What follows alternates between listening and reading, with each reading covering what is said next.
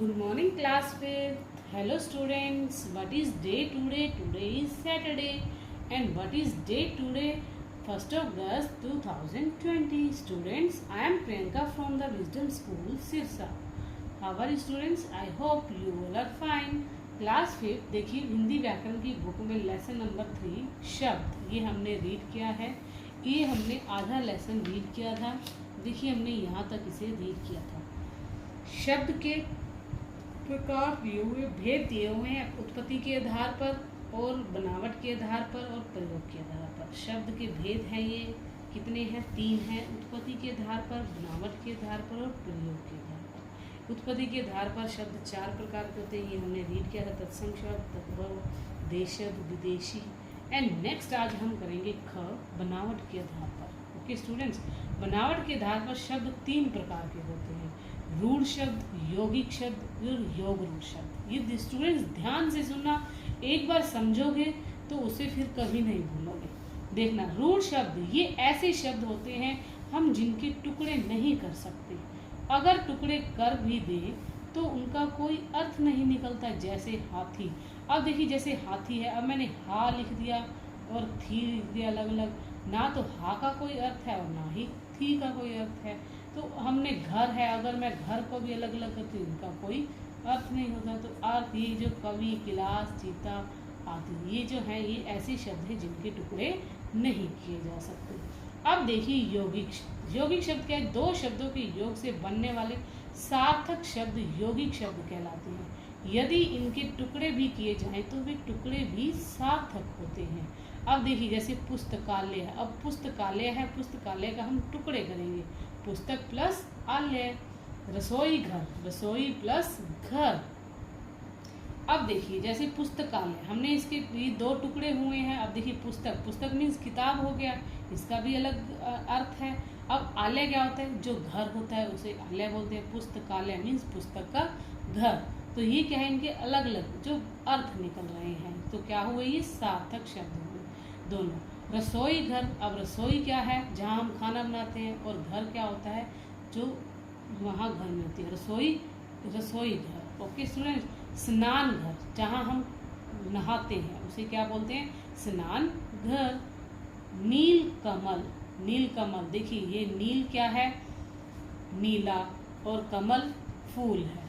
Okay students, तो क्या हुआ? ये नील कमल। तो क्या है? इन दोनों का जो है अर्थ निकल रहा है, ये सार्थक है। तो ये क्या हुए? यौगिक शब्द हुए। और रूढ़ शब्द कौन से होते हैं?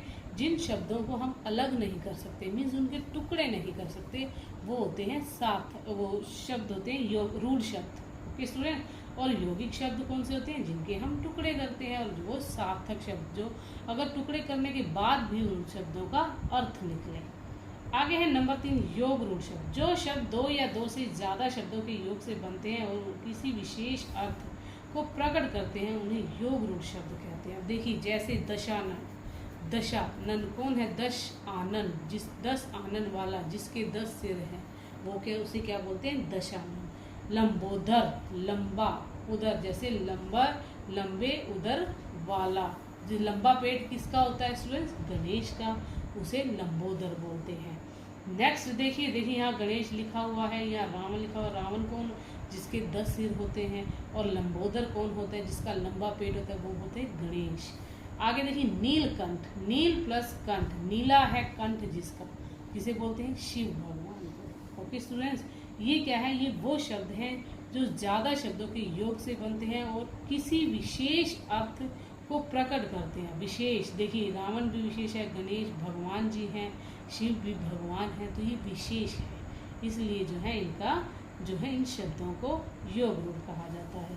यौगिक शब्द कौन से होते हैं? रेल प्लस गाड़ी, रेलगाड़ी। स्नान घर, प्रधान प्लस मंत्री, नील प्लस कमल, देश प्लस भक्ति। ये क्या है? यौगिक शब्द हैं। योग रूढ़ कौन से हैं? दश प्लस आनंद, नीला प्लस कंठ, त्रि प्लस नेत्र, त्रिनेत्र, एक प्लस दंत, एक दंत, लंब प्लस उदर, लंबोदर। ये क्या हुए? योग रूढ़ शब्द हुए। ओके स्टूडेंट्स, अब देखिए ग, ये है प्रयोग के आधार पर। देखिए पहले हमने उत्पत्ति के आधार पर शब्दों के 4 प्रकार पढ़े, फिर हमने बनावट के आधार पर शब्दों के 3 जो है उनके 3 प्रकार पढ़े, रूढ़ शब्द, यौगिक शब्द और योग। स्टूडेंट्स देखिए, ग जो है हमारा आया ग शब्द 3 प्रकार के थे, एक उत्पत्ति के आधार पर, बनावट के आधार पर और प्रयोग के आधार पर। मैंने आपको बनावट के आधार पर भी बताया, रूढ़ शब्द, यौगिक शब्द और योग रूढ़ शब्द। और हमारा ग आया है प्रयोग के आधार पर। हम आज इसे इतना ही करेंगे। आप सिर्फ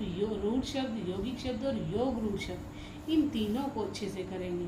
जो प्रयोग के आधार पर है ये हम नेक्स्ट वीडियो में करेंगे, क्योंकि इसे समझना बहुत ज़रूरी है। जब हमारी समझ में आ गया तो ये बहुत आसान चीज़ है, हम इसे कभी भी नहीं भूलेंगे। विकारी शब्द और अविकारी शब्द ये भी मैं आपको नेक्स्ट वीडियो में समझाऊंगी। ओके स्टूडेंट्स, तो आज के लिए आपने सिर्फ इतना ही इसे रीड करना है और समझना है। Okay students, thank you, bye, have a nice day.